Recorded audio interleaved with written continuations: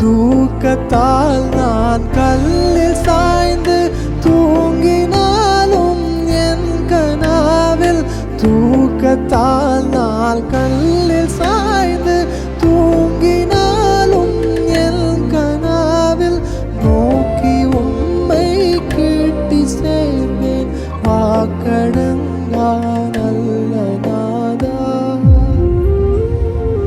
தேவனே நான் உமதண்டையில் என்னும் நெருங்கி சேர்வதே என் நாவல் பூமியில். தேவனே நான் உமதண்டையில் என்னும் நெருங்கி சேர்வதே என் நாவல் பூமியில்.